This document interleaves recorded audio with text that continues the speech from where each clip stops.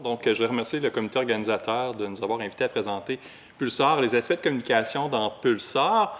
Moi, j'étais un petit peu déstabilisé quand j'ai reçu cette invitation-là de Judith parce que les communications, c'est pas reconnu comme étant l'aptitude principale des physiciens, normalement. Donc, c'est pour ça que je me suis tourné vers des spécialistes, Marie-Noël, entre autres, là, et Carole. Donc, on a identifié 3 parties prenantes dans Pulsar qui seraient des publics cibles là, pour la communication. Donc, il y a les chercheurs eux-mêmes, évidemment. Il y a les décideurs, et c'est Carole qui va s'occuper de cette partie-là, et aussi le public, le grand public, et c'est plutôt Marie-Noël qui va se charger de cette partie-là. Moi, je terminerai, en fait, avec les chercheurs à la fin, donc le public cible que je connais le mieux. Donc, je vais laisser la parole à Carole, d'abord, qui va vous présenter peut-être la genèse du projet Pulsar et les aspects de communication qui ont eu lieu.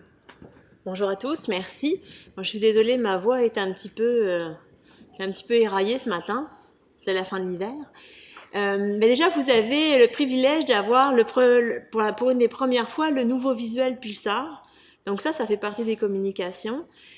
Pourquoi ça fait partie des communications? Parce qu'à partir du moment où on a notre trace et que vous êtes capable de la reconnaître facilement, ça permet d'avoir un lien d'appartenance avec un projet, que ce soit un projet de recherche ou pas. Et plus tard, on pourrait vous en parler pendant toute la journée. On va d'abord commencer par quelque chose que nous sommes contents de vous présenter, presque en avant-première, parce qu'on a juste un autre groupe qui l'a vu, un groupe de co-construction qui l'a vu il y a moins de 2 semaines. C'est notre vidéo qui résume l'initiative Pulsar, ce qui va vous permettre après de comprendre pourquoi est-ce qu'on a pris une orientation de communication peut-être un peu différente de l'habitude. Santé, un mot qui nous concerne tous.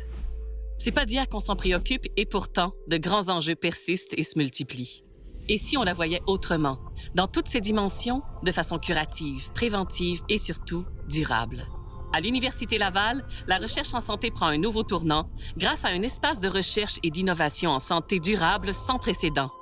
Pulsar, c'est des citoyens qui font avancer la science en partageant leurs préoccupations et leurs intérêts et en participant à des projets de recherche.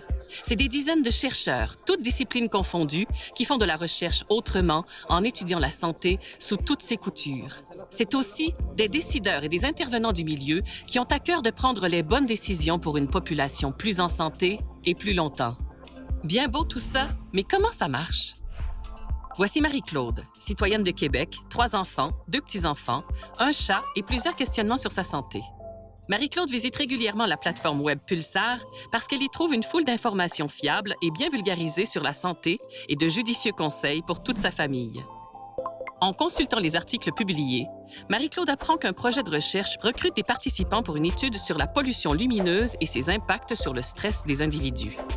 Ce projet est initié par Marc, chercheur en urbanisme, et Catherine, professeure à l'École de psychologie de l'Université Laval. Ensemble, ils veulent valider si l'éclairage de nos environnements peut influencer notre niveau de stress et ainsi aider les architectes et techniciens de la ville à faire des choix éclairés et bénéfiques pour la santé des gens. Pour réaliser ce projet, ils ont besoin de prendre le pouls sur le terrain avec des gens, beaucoup de gens. Ils utilisent donc la plateforme Pulsar pour recruter des participants pour leur projet de recherche. Le sujet intéresse beaucoup Marie-Claude, qui signifie son intérêt à l'équipe de Marc et Catherine. C'est parti! L'équipe de recherche échange avec Marie-Claude, l'informe sur le projet et une fois bien renseignée, Marie-Claude donne son consentement et accepte que les informations qu'elle fournira soient utilisées par Marc et Catherine. Elle peut aussi, si elle le veut, donner l'accès à ces données pour de futures recherches. Une fois tous ces préparatifs réglés et le consentement signé, le projet peut commencer. Et que font Marc et Catherine avec les données de Marie-Claude? Elles sont d'abord transférées dans un environnement hautement contrôlé et sécurisé par l'Université Laval et auquel seuls les chercheurs du projet ont accès. Dans cet espace sécurisé, les données collectées par Marc et Catherine, ainsi que celles des autres projets, sont gérées avec les plus hauts standards éthiques et sont encryptées pour en assurer la confidentialité. L'équipe de recherche analyse ensuite les données de Marie-Claude avec celles des autres participants du projet. Ils observent les données sous tous leurs angles et les croisent avec d'autres types de données pour faire de nouvelles découvertes. Pour y arriver, ils font appel aux spécialistes des données ainsi qu'aux outils technologiques ultra performants de Pulsar. Tout au long du projet, Marc et Catherine publient des articles vulgarisés sur leurs découvertes. Donc, en se rendant sur la plateforme Pulsar comme elle le fait depuis quelques semaines, Marie-Claude a maintenant accès aux articles de Marc et Catherine, mais aussi à des informations sur sa propre santé et sur l'avancement du projet auquel elle a participé. Comme Marie-Claude avait consenti à la Banque de données en santé durable lorsqu'elle a signé son consentement au projet de Marc et Catherine, ces données pourront être partagées au projet de recherche de François et Geneviève, qui, eux, travaillent sur l'alimentation et le sommeil, ainsi qu'à l'étude d'Ariane et Frédéric, qui cherchent à faire des liens entre le transport collectif et la santé physique. Et au fil des années à venir, à de nombreux autres projets de recherche qui seront réalisés dans Pulsar. Et la beauté de la chose, c'est que les décideurs, politiciens, entrepreneurs et autres organismes qui collaborent à Pulsar s'inspirent de ces travaux pour prendre des décisions qui influencent nos vies et nos milieux. Finalement, c'est un peu comme si Marie-Claude, en remplissant son journal de bord sur l'éclairage qui l'entoure, avait contribué à rallumer les étoiles dans son quartier.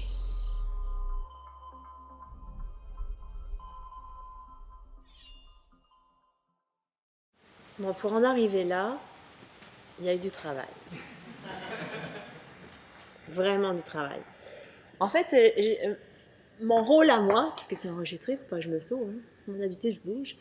Mon rôle à moi dans cet exercice-là, c'est plus d'attacher les ficelles, parce que c'est des gens comme Marie-Noël, comme Philippe, comme les chercheurs, les intervenants qui nous ont amenés à la livraison qu'on est en train de finaliser dans les tout prochains jours. Mais ce n'est qu'un début. Et en fait, le tout début de ce projet-là, c'est un exercice qui a été fait au sein de l'Université Laval. Un certain nombre d'intervenants, de chercheurs de l'Université Laval se sont réunis il y a maintenant 4-5 ans pour penser la santé autrement. Ça a été donc l'origine d'Alliance Santé Québec. Donc certains d'entre vous connaissent Alliance Santé Québec. Santé. Comment je sors du vidéo?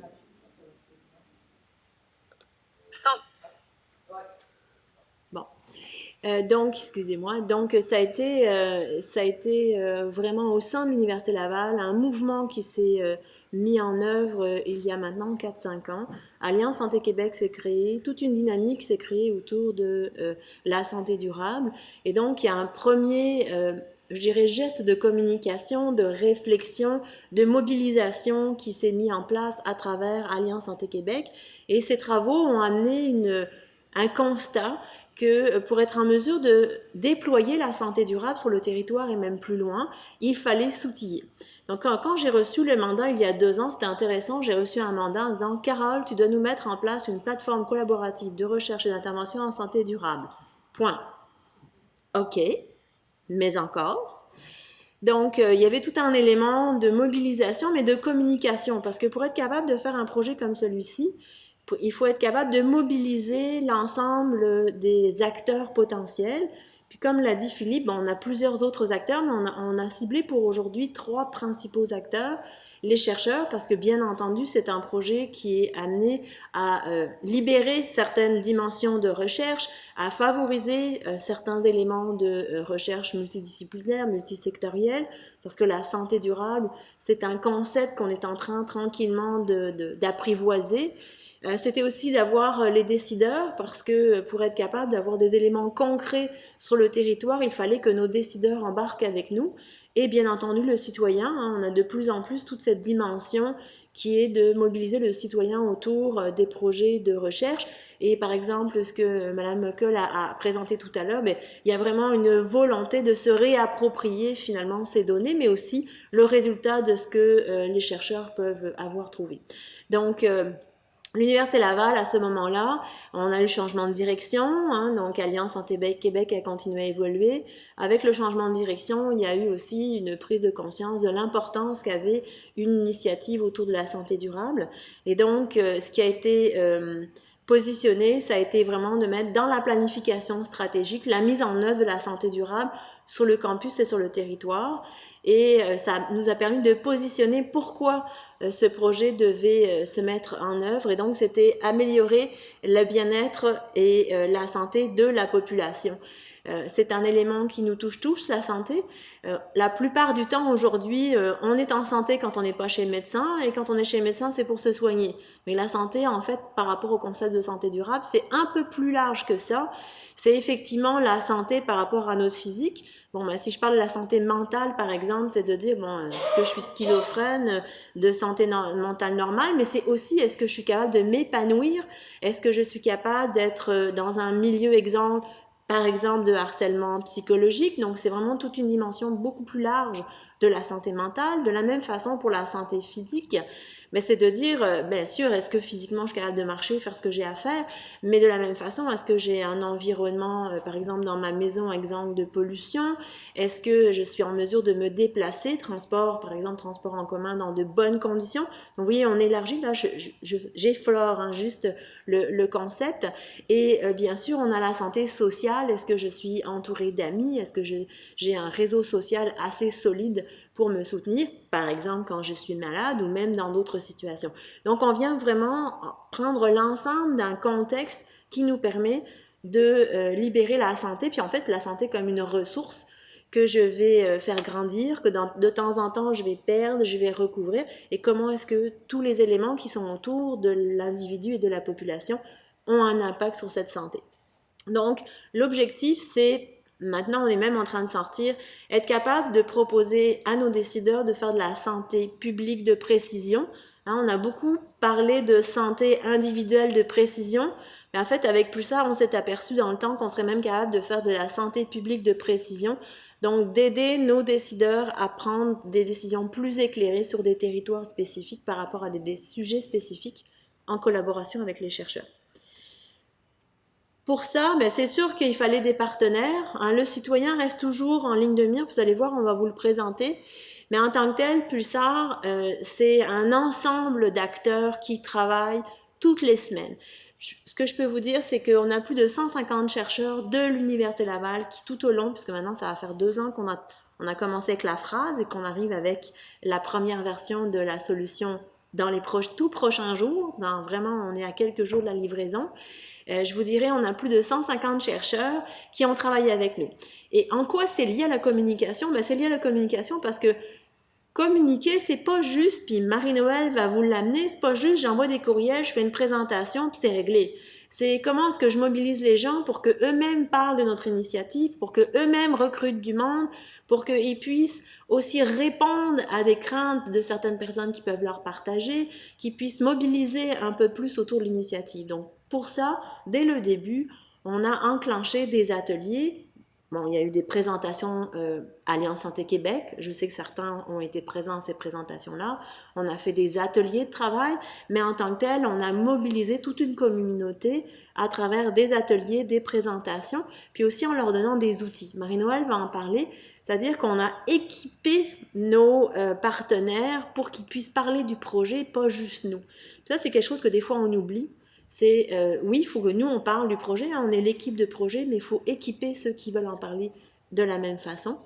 Puis dans les partenaires, bien sûr, il y a Alliance Santé Québec, mais au cours du temps, on a réussi à réunir des grands joueurs du territoire. Comme vous pouvez voir, là, il y en a plusieurs, l'INO, Québec International. On a bien sûr les centres de santé, parce que la santé durable, c'est le continuum. C'est, oui, quand je suis en santé, tout mon environnement, mais aussi quand je suis malade, comment est-ce que je vais être traitée et dans quelles conditions, c'est-à-dire l'accès aux services, par exemple. Donc là, vous pouvez voir, on a vraiment un certain nombre de partenaires. Puis ce qui a été intéressant, c'est qu'au début, nos partenaires, puis vous allez comprendre ce que je veux dire, c'était pas mal des gérants d'estrade. Donc, en termes de travaux, ce qu'on faisait ensemble, on était en mode communication classique, donc on leur a présenté ce qu'on était en train de faire ou ce qu'on s'apprêtait à faire. Puis là, c'était les gérants d'estrade qui nous expliquaient ce qu'on aurait dû mieux faire ou ce qu'on aurait dû faire différemment ou ce qu'on devrait faire. Puis ce qu'on devrait faire était tellement haut niveau que, en fait, on ne savait pas ce qu'on avait à faire. Donc, un des éléments, c'est de comment est-ce qu'on les fait redescendre. Puis des fois, j'avais l'expression, c'est bien beau, mais maintenant, il faut leur donner le ballon puis qu'ils descendent sur la pelouse avec nous. Parce que là, il faut qu'on joue ensemble.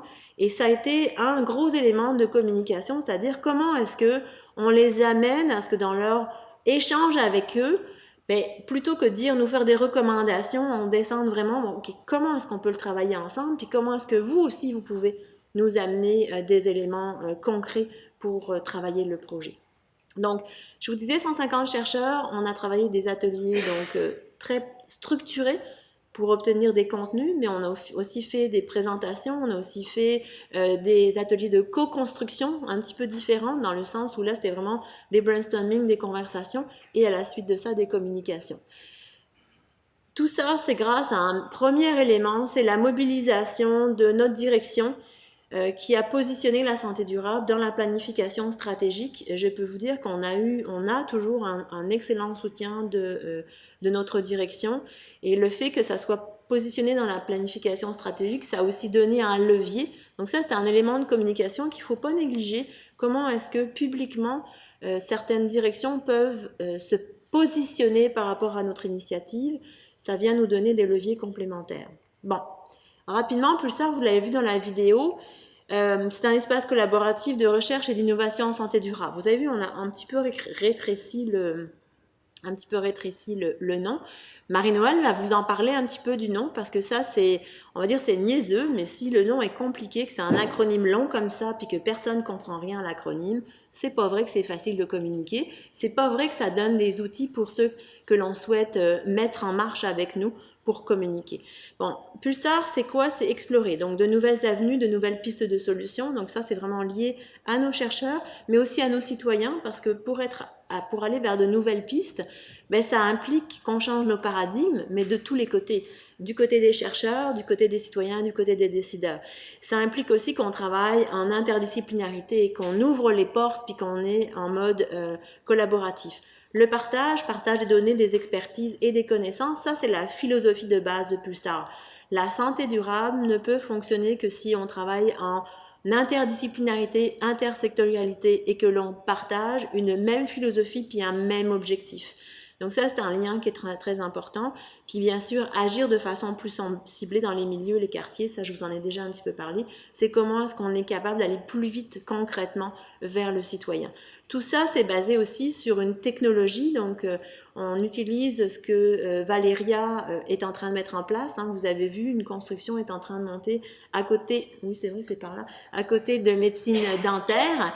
Et donc, cette construction, ça va nous permettre d'avoir une capacité de stockage des données, de partage des données et d'analyse des données que l'on n'a pas sur le territoire actuellement. Donc, c'est quelque chose sur lequel Pulsar s'appuie et va donner un accès à nos chercheurs. Bon, tout ça, c'est une communauté. Hein. On revient un peu sur le principe, le partage, c'est avant tout une communauté. Et autour de Pulsar, en communiquant, en impliquant, on a réussi à positionner toute une communauté. On a Alliance Santé Québec, on a Sentinelle Nord avec lequel on travaille avec certains chercheurs, on a bien sûr la faculté de médecine, le dossier des villes intelligentes, si vous ne le savez pas, on se rend le 14 mai prochain à Ottawa pour avoir la réponse d'Infrastructure Canada, parce que la ville de Québec a déposé un dossier étant finaliste dans le cadre du défi des villes intelligentes d'Infrastructure Canada. Ce dossier a été entièrement monté en collaboration avec l'Université Laval et l'équipe Pulsar. Donc, je vous dirais, c'est comment on initie des grosses initiatives.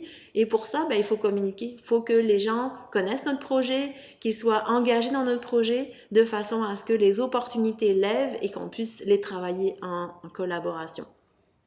Mon équilibruel, par exemple, Vicky était là tout à l'heure, elle a dû s'absenter, mais on attache les ficelles tous ensemble pour qu'il y ait une cohérence dans ce que l'on est en train de faire avec les différents projets. Bon, maintenant, c'est Marie-Noëlle qui va venir. Donc moi, mon rôle, c'était plus de vous faire une introduction sur ce qu'on avait à positionner. Ce que je peux vous dire, c'est qu'on a sollicité la contribution de la Direction des technologies de l'information. Et puis, donc, on travaille avec Marie-Noëlle depuis 1 an et demi maintenant, à peu près. Sur le coup, c'est vrai que ça peut paraître comme être un investissement, mais je peux vous dire que l'investissement vaut la peine, parce que se poser les bonnes questions avant plutôt qu'après, ça aide toujours. Et pour être capable de mobiliser autour d'un projet, un projet de recherche ou un projet comme Pulsar, qui est entre les deux, je vous dirais, en fait, il faut vraiment savoir c'est qui nos cibles et comment est-ce qu'on veut communiquer avec. Et l'apport de Marie-Noëlle a été vraiment impressionnant parce que ça a vraiment amené le levier supplémentaire pour obtenir la mobilisation. Donc, je vais laisser la parole à Marie-Noëlle. Bonjour. effectivement, au début, j'étais peut-être pas très, très populaire. Quelqu'un en communication comme ça, dans un projet qui touche la recherche, il y en avait qui doutaient de la pertinence et tout, parce que qui peut ne pas communiquer? En fait, on est tous capables de communiquer. Hein, de nos jours, on est amené à faire des courriels. Hein. Quand on pense à la communication, on pense aux courriels, on pense à des sites web, on pense à des brochures, on pense à des vidéos. On pense à des logos, des réseaux sociaux, des objets, etc., etc. Mais la communication, elle se pense beaucoup avant ça. Donc, moi, j'avais le mandat aussi de ramener le tout en amont et de réfléchir aux besoins avant les moyens. Parce que souvent, dans le monde de fou dans lequel on vit, on pense la communication en termes d'outils. Donc, vite, on doit envoyer un message, vite, on doit répondre, vite, on doit avoir une vitrine, une présence. Mais pour pouvoir bien lancer le message et surtout aux bonnes personnes, il fallait se questionner à savoir quels sont les besoins qu'on a sur le terrain. Donc, mon mandat depuis 1 an et demi avec Pulsar a été vraiment de bien comprendre quelle était l'initiative, bien sûr, de travailler avec l'équipe Pulsar, qui est à la direction des technologies de l'information, de travailler avec les chercheurs, travailler avec les différents comités. Tout ça, ce travail-là m'a permis, bien sûr, de faire un plan de communication. Vous connaissez sûrement ici qu'est-ce que ce livrable en communication. C'est quand même la grande feuille de route qu'on produit au terme d'une analyse. Donc, on analyse les objectifs, les problématiques, les enjeux, les publics cibles, et on fait des recommandations stratégiques, au terme de quoi on aura, bien sûr, quelques outils ou moyens de communication à proposer pour bien véhiculer tout ça. Donc, ça a été, j'ai soumis 2 plans de communication, 2-3 plans depuis que je suis là, parce qu'effectivement, les plans de communication se font en phase avec les étapes du projet. Donc, chaque étape n'a pas toujours les mêmes objectifs. Donc, on a établi des plans de communication. À la suite de quoi aussi, on a élaboré des messages clés. Donc, c'est important en communication d'avoir un discours commun, qu'on parle tous d'une même voix, ce que permet finalement la rédaction des messages clés. Puis, les messages clés dans Pulsar, ça a été long avant d'accoucher de ça parce que effectivement, on a consulté, on est allé voir les gens sur le terrain. Est-ce que ce mot-là vous parle ou ce mot-là vous parle pas? C'est très... le diable est dans les détails. On est arrivé finalement à avoir vraiment un bon document de message duquel la majorité des ambassadeurs Pulsar ont pu se servir pour aller faire des présentations, pour aller rencontrer des gens, pour expliquer c'était quoi le projet. Et la foire aux questions aussi, qui sera bientôt sur notre plateforme web, qui sera mise en ligne sous peu. Donc ça permet vraiment de bien répondre aux questions souvent posées à propos d'un projet et aussi de bâtir un argumentaire média, parce que du moment qu'on devient public, les médias viennent nous cogner à notre porte. Donc, avec Andréane Stewart, de la direction des communications, on est en train d'élaborer un argumentaire. Tout ça est né de plusieurs échanges, comme disait Carole tout à l'heure, plusieurs échanges, rencontres, mobilisations et communications avec nos 3 comités fondateurs de Pulsar, ceux qui nous ont permis vraiment d'aller prendre le pouls et de croiser les besoins réels sur le terrain, c'est-à-dire le comité scientifique qui est constitué de chercheurs, professeurs de tout horizon à l'Université Laval et qui nous ont vraiment permis de cibler puis de déterminer les grandes orientations de l'initiative Pulsar. Le comité scientifique existe toujours aujourd'hui et nous accompagne au quotidien, à chaque semaine. Le comité des partenaires duquel parlait Carole tout à l'heure, c'est des gens de tous les milieux aussi, des intervenants, oui, de la santé, mais aussi de la ville, des organismes, des milieux et tout ça, qui nous permettent vraiment de partager leur vision puis de voir comment eux trouvent qu'on pourrait concrétiser ça sur le terrain et quels sont leurs besoins à eux. Donc, ils ont vraiment un impact important sur le développement du projet, ainsi que le comité citoyen. Depuis 1 an, on travaille avec des citoyens que l'on rencontre régulièrement, à qui on montre l'avancement de nos travaux, à qui on montre nos documents. Petite anecdote, il y a à peu près 6-7 mois, on a montré la première brochure qu'on avait faite pour Pulsar.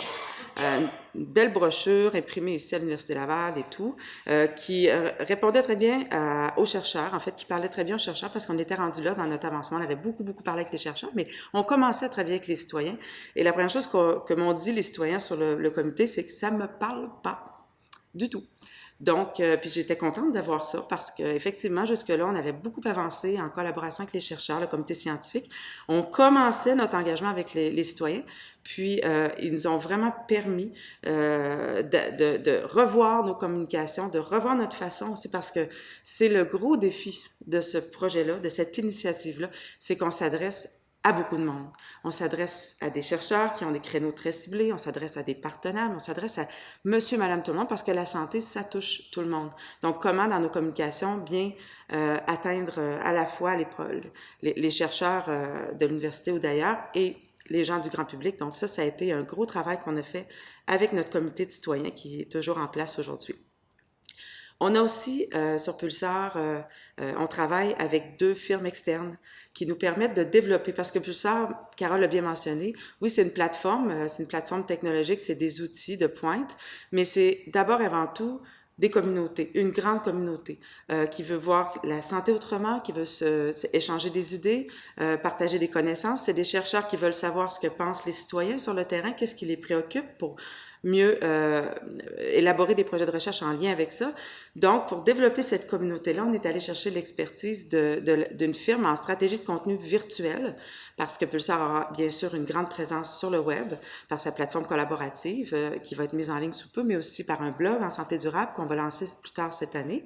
Donc là, comment on fait avec les réseaux sociaux, avec les influenceurs sur le web, comment on fait pour aller bien se positionner, bien se placer et lancer les bons messages?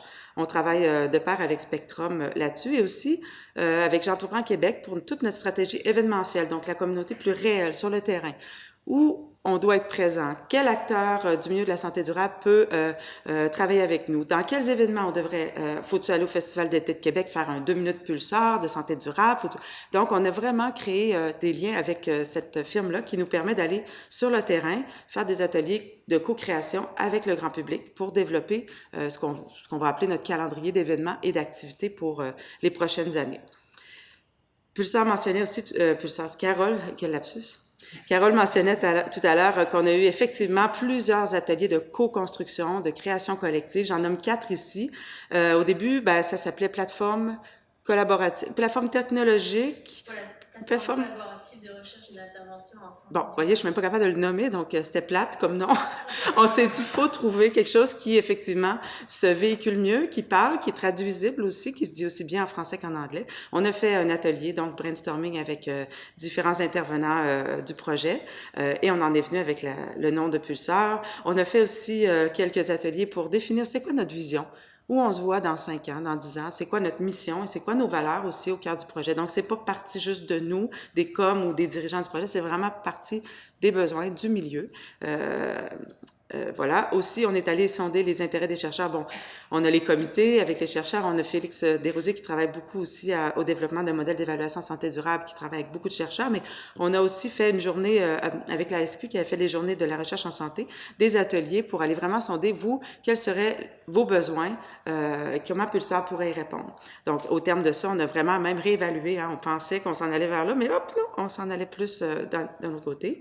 Et des intérêts du grand public, on a fait, il y a à peine un mois, au monastère des Augustines, un grand atelier de création collective, divisé en 4 groupes, et demander, bon, où on devrait être à Québec, quels événements on devrait partir, quelles activités on devrait mettre sur pied, etc. Donc, de ça est sorti plusieurs idées qui vont être mises en place au cours des prochains mois. Donc, je termine en vous montrant quelques images, justement. Ça, c'était notre atelier avec les chercheurs qui avaient des devoirs à faire, puis qui ont bien ciblé leurs besoins. Mission valeur aussi, vision. Ici, on a vraiment travaillé fort. L'atelier de création collective avec le grand public. Donc, on a vraiment mobilisé les gens. Ah non, c'était fou. J'étais vraiment contente de voir ça. Je m'attendais pas à ça, mais les gens étaient en feu. Il y avait quand même une 60aine de personnes. Hein? Puis, les idées qui sont sorties de là, on a du pain sur la planche pour les prochains temps. Donc, des conversations très intéressantes, très intenses. Les bénéfices de ça, de faire vraiment appel et d'impliquer les parties prenantes. C'est sûr qu'on peut développer des opportunités qui répondent vraiment aux besoins, donc qui ont plus d'écho après lorsqu'on véhicule des messages, donc ça fait pas pouette-pouette. On accroît l'intérêt envers le projet aussi. C'est certain que pour avoir des likes sur Facebook, il faut s'adresser aux gens comme selon leurs besoins.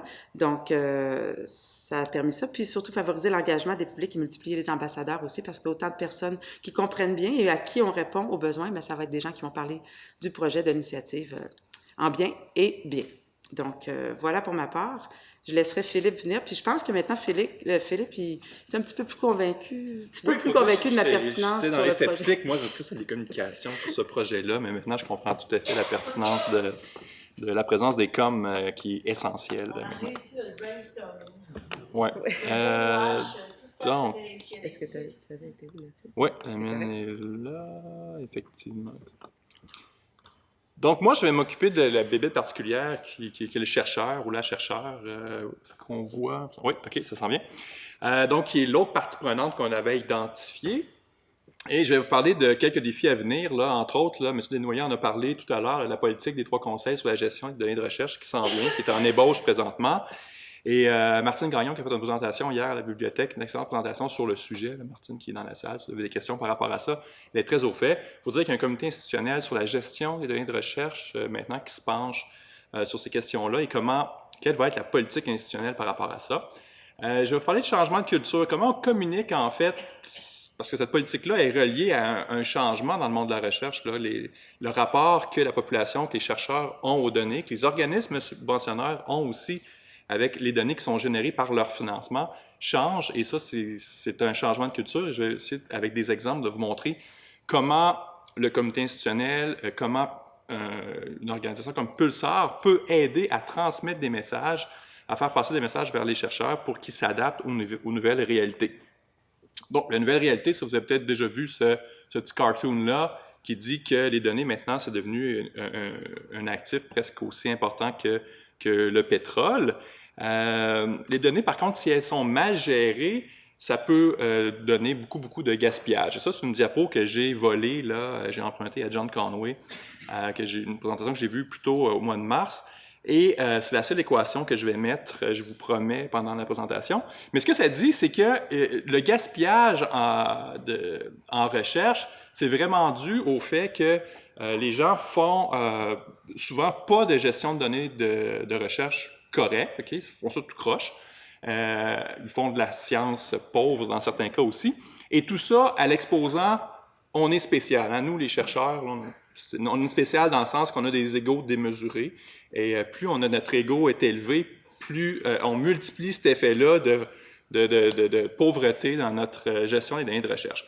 Alors, tout ça, c'est modulé un petit peu par la créativité humaine. Tout ça, on arrive à réduire le gaspillage à cause de ça. Mais globalement, le chercheur est une bébête spéciale. Il faut s'adresser à lui avec une certaine façon. Donc, la gestion des données de recherche, c'est pas quelque chose qui est nouveau. Au Canada, on entend parler un peu plus récemment à cause de la politique en ébauche, mais aux États-Unis, ça fait longtemps que le NIH a des politiques très claires à ce sujet-là. Du côté européen aussi, ça fait assez longtemps qu'ils sont dans ce créneau-là. Donc, vous voyez, tous les projets Horizon 2020, depuis le début, il fallait que toutes les publications scientifiques soient en accès libre. Ça, on en a discuté à l'école printanière l'an passé. Maintenant, depuis 2017, il faut aussi que les données de recherche soient ouvertes par défaut. Okay? Donc, ça, c'est vraiment la politique des projets 2020. Je vais revenir un petit peu plus tard. Et je vous ramène au Canada. Donc, vous voyez, ça, c'est la politique là, en ébauche sur la gestion des données de recherche. Et cette politique-là, je vais rapidement faire la présentation de Martine hier en 2 minutes. Ce que ça dit, c'est que les IRSC, le CRSH et le CRSNG, tout comme d'autres organismes dans le monde, s'efforcent d'appliquer et de renforcer les normes de gestion des données. Pourquoi? Pour faire de la meilleure recherche, pour faire de la meilleure science au final. Okay? Donc, ce qu'ils disent, c'est qu'on vous donne de l'argent pour collecter des données. Il faudrait que ces données-là puissent servir, bien sûr, aux chercheurs qui les ont collectées, mais aussi à l'ensemble de la communauté scientifique. Donc, ça, c'est un changement de paradigme où ça a été mentionné plus tôt, là, le médecin qui collecte ses données sur ses patients, bien, c'est ses données. Hein? Puis, il n'est pas question que d'autres médecins viennent voir qu'est-ce qui se passe là-dedans. C'est des choses qu'on voit très, très couramment. Donc, la politique, on peut la décliner en trois piliers principaux. Donc, les établissements devront avoir une stratégie institutionnelle. Donc, c'est ce que le comité institutionnel va faire dans les prochains mois. la stratégie institutionnelle. Il faudra aussi que les chercheurs déposent des plans de gestion de données. Donc ça, c'est fait, en fait, les gens de la bibliothèque ont fait beaucoup de travail, ont fait beaucoup de chemin dans ce domaine-là, et je vais leur laisser cet aspect-là. Et il y aura aussi un dépôt obligatoire des données dans un dépôt qui est officiel, qui respecte les bonnes pratiques, et Pulsar, dans ce sens-là, devient un contenant qui pourra accueillir de la donnée en santé. Donc, vous voyez, Pulsar est très bien positionné pour jouer un rôle important dans cette politique-là qui s'en vient. Donc, les IRSC, eux, je dirais que c'est peut-être l'organisme qui est le plus avancé dans sa réflexion sur l'importance des données de recherche, l'importance de la gestion des données de recherche. Ils ont fait beaucoup de travaux. Ils ont publié, en fait, un cadre de travail, un plan d'action par rapport aux données de la recherche. Et vous voyez la vision ici, développer les connaissances, élargir les possibilités de recherche et améliorer les services, les produits et les résultats dans le domaine de la santé en recensant, en analysant, reliant, intégrant, utilisant, réutilisant, stockant et conservant de façon efficace les données de la recherche en santé et données liées à la santé au Canada. Donc, Pulsar, moi, me parle dans ce sens-là. Okay? On est vraiment une infrastructure qui va permettre de mettre en œuvre cette vision-là, du moins à l'Université Laval. Et ils ont identifié aussi, là, dans leur vision, des pistes là, pour faire en sorte qu'elle puisse opérationnaliser là, cette vision-là. Et il y a un changement de culture là, qui est essentiel. Donc, promouvoir et reconnaître le leadership et l'excellence dans la gestion et l'échange et l'utilisation des données. Donc, changement culturel ici. Et les IRSC vont aussi offrir de l'argent pour tout ce qui est formation du personnel hautement qualifié dans le secteur de la gestion des données de recherche. Donc maintenant, comment on communique et comment Pulsar peut devenir un vecteur de changement pour essayer de convaincre les chercheurs, avec souvent leur ego démesuré, que des fois, ils sont un petit peu à côté de la coche en termes de gestion des données de recherche. Okay? Donc, il faut y aller délicatement. On commence toujours avec la sensibilisation, hein, avec la communication, on passe des messages comme ça. Donc, Pulsar peut devenir une vitrine pour justement faire comprendre certaines choses à certains chercheurs, qu'il y a un changement en cours présentement. Éventuellement, ça va venir avec la coercition. Okay? Ça, on n'a presque pas le choix parce que les gens qui ont des gros égos, souvent, ben, c'est ce que ça prend.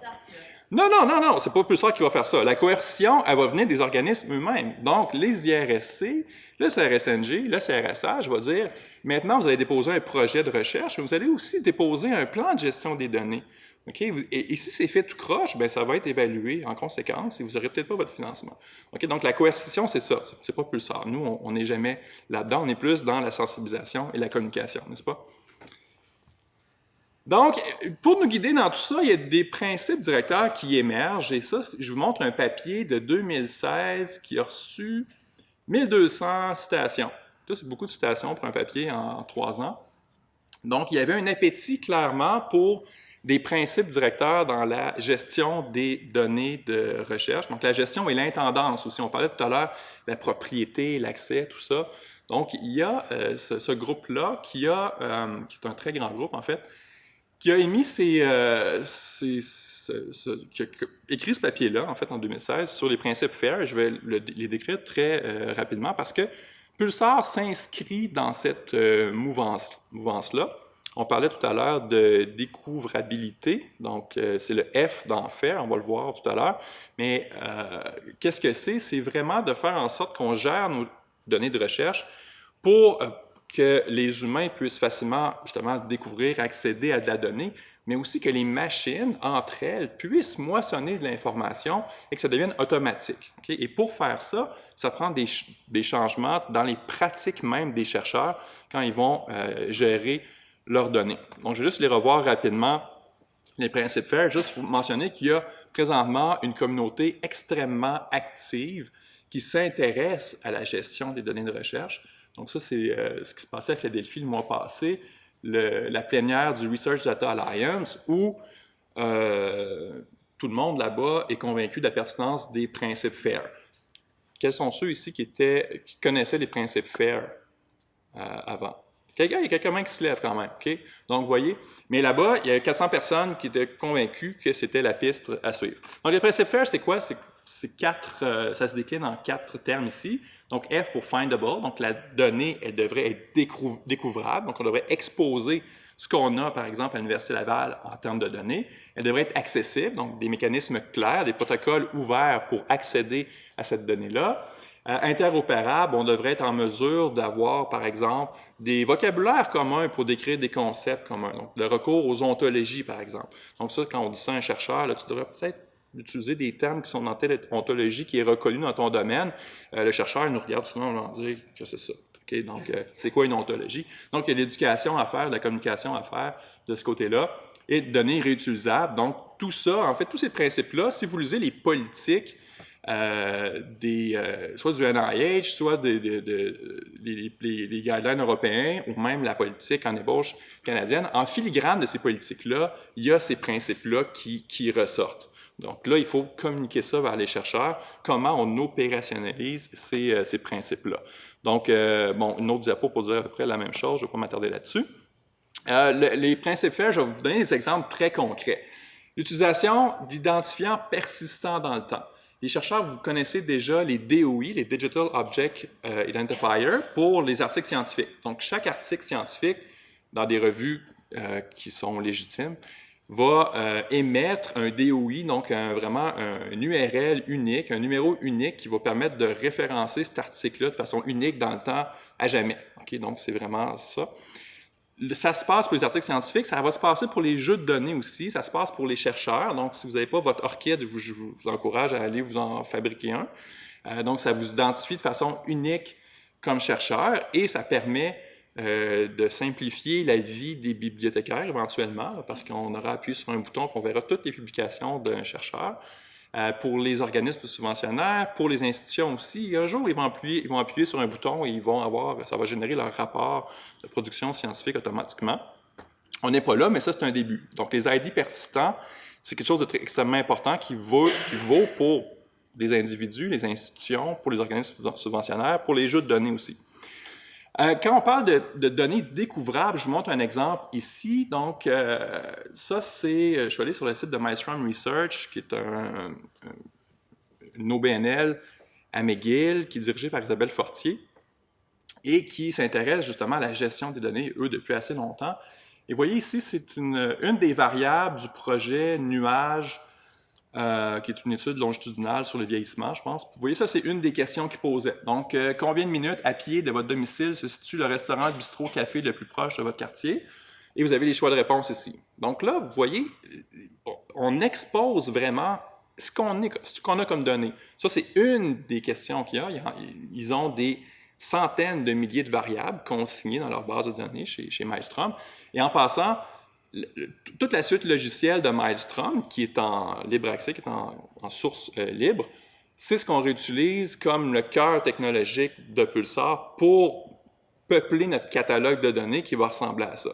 Donc là, on va savoir que si je cliquais sur Nuage ici, je saurais qui était le PI, quelle est la publication principale de cette étude-là, qui je devrais contacter si je veux avoir accès aux données.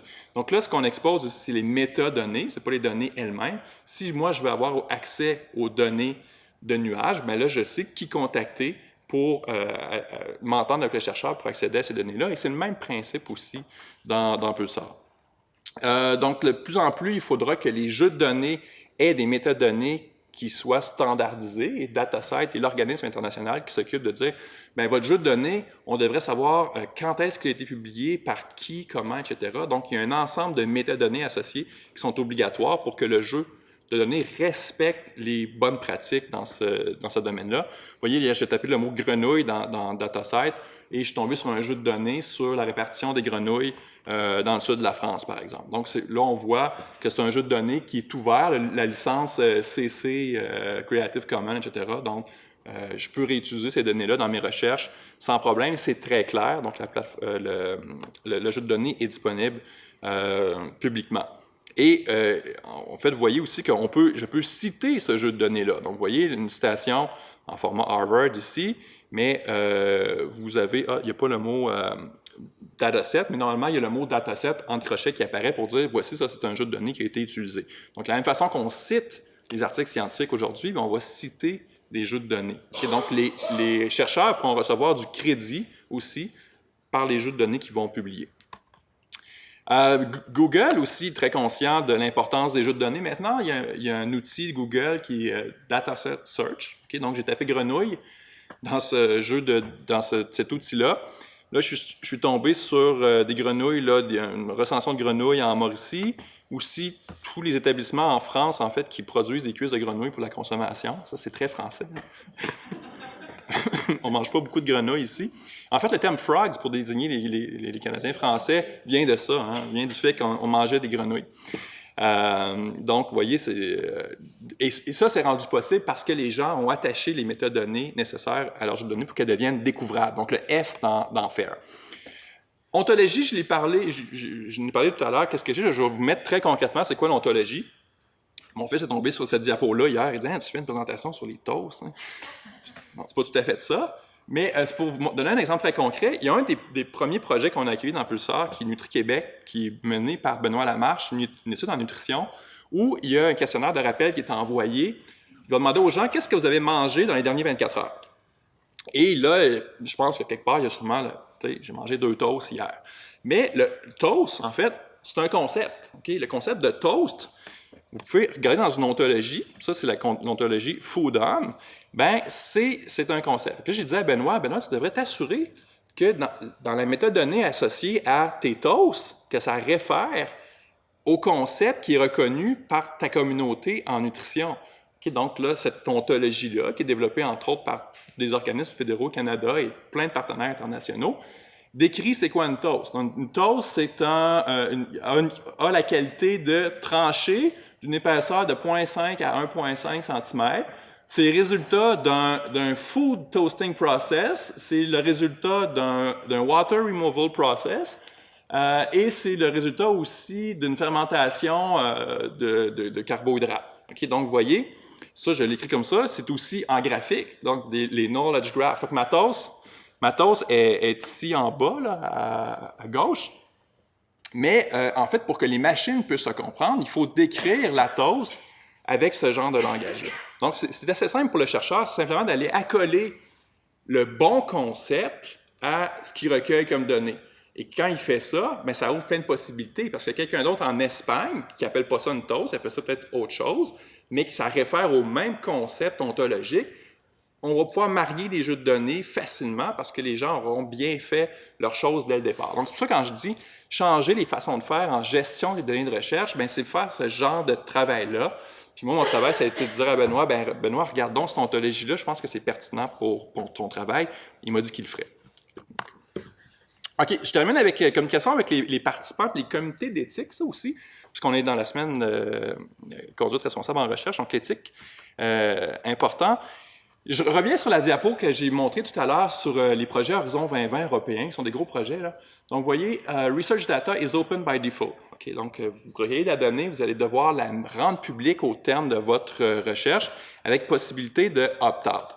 Et leur espèce de motto, c'est « as open as possible, as close as necessary ». Okay, donc, c'est vraiment par défaut, on ouvre. Et si vous ne voulez pas, donc si vous voulez vous retirer de cet adage-là, vous allez devoir nous justifier pourquoi. Nous, l'organisme subventionnaire, vous allez devoir nous dire pourquoi nous, on n'accepte pas de partager les données.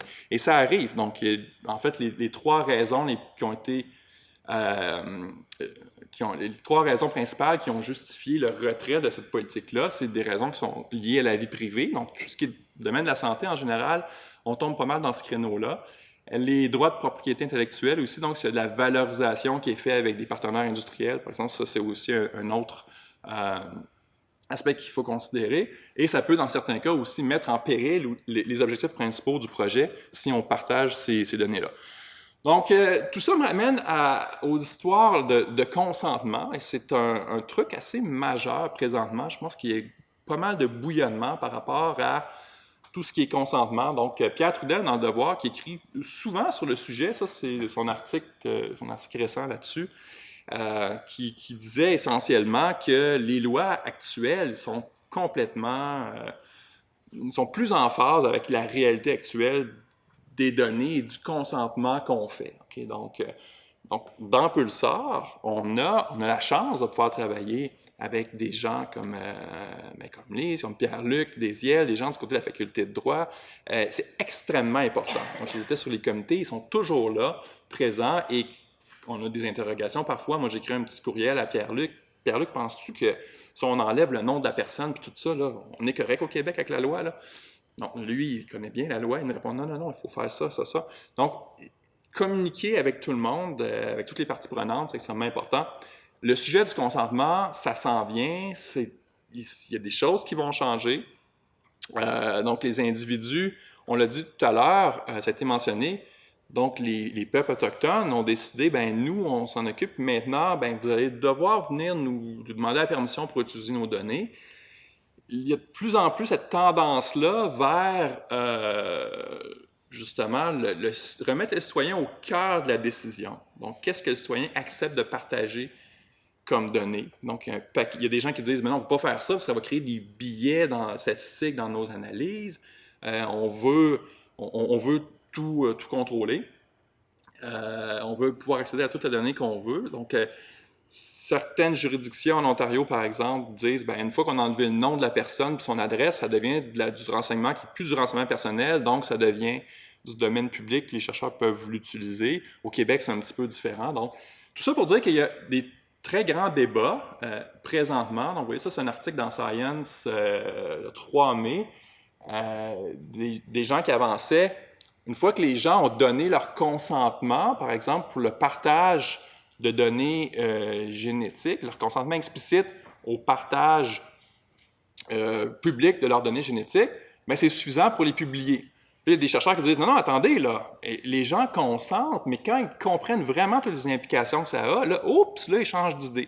Donc, vous voyez, c'est des questions extrêmement importantes il va falloir répondre bientôt, parce que Pulsar, on est un petit peu dans cette optique-là où on dit, on recueille des données pour un projet X, mais on veut potentiellement réutiliser ces données-là pour un autre projet Y. On demande le consentement à la personne, mais le concept de consentement éclairé, il faut le revoir, il faut le retravailler. C'est pour ça qu'on travaille avec les gens de l'éthique de ce côté-là. Donc, vous voyez d'autres exemples là, de propositions dans les guidelines le ETPC, le PTC 2, c'est l'équivalent américain de ça, qui change. En Europe, ça change aussi. Il y a un peu ça, on pense, moi j'ai soumis ça comme idée, comme projet de recherche, d'évaluer le concept de méta-consentement, où là, la personne acquiesce à l'utilisation de ces données dans certains contextes bien précis, pour certaines finalités bien précises. Et c'est des mécanismes, en fait, qu'on peut maintenant intégrer technologiquement à la plateforme. Et ce qu'on veut aussi à Pulsar, c'est de remettre, encore une fois, le citoyen au centre de la décision. Donc, si quelqu'un consent à un projet de recherche, il peut toujours accéder via son compte Pulsar et pouvoir éventuellement aller retirer son consentement. Donc, arrêtez d'avoir l'approche paternaliste qui a eu cours longtemps dans le milieu de la recherche médicale, entre autres, où c'était « doctors knows best ». Là, vraiment, on est en mode où le citoyen décide, si lui, il est à l'aise à partager ses données, tant mieux. Sinon, il faut lui donner en toute transparence le choix de pouvoir se retirer. Donc ça, c'est des trucs qu'on explore. On est encore au balbutiement de ce genre de choses-là, mais c'est des choses qui s'en viennent. Vous voyez ici là, un truc que j'ai vu récemment passer, 3 mai encore une fois. Donc, une compagnie qui a développé une plateforme de génomique où le côté éthique était baked in, dans le fond, qui était intégré complètement à la plateforme. Et c'est encore une fois l'idée de remettre l'individu en charge, responsable de ces données. Okay? Donc, donner le pouvoir à l'individu de partager ou pas ces données avec qui il veut. Donc, vous voyez, beaucoup de défis de communication auprès des chercheurs, beaucoup de défis ou de communication auprès des comités d'éthique qui sont confrontés, en fait, à cette nouvelle réalité-là. Hein? Donc, les données massives, ça va faire en sorte qu'on a des nouvelles possibilités extrêmement intéressantes en recherche, mais ça nous confronte à certaines réalités qui n'existaient pas il y a quelques années. Donc, les comités d'éthique, on peut voir peut-être 2 écoles émerger, des gens qui disent maintenant on ne peut pas croiser des données comme ça, si ça devient une partie de pêche, on veut vraiment voir quelle variable va être corrélée avec quelle variable, puis ça va être bon juste pour ce projet-là, puis dans 5 ans, vous détruisez vos données. Et d'autres comités d'éthique qui est peut-être plus d'ouverture, qui vont dire ben non, on se prive de connaissances, il faudrait quand même pouvoir permettre. Donc, beaucoup de questionnements, extrêmement intéressants. Je suis extrêmement heureux de faire partie de Pulsar parce que je pense qu'on a un rôle important à jouer. J'espère que je vous ai convaincu que la communication est importante dans tout ce processus-là. Merci.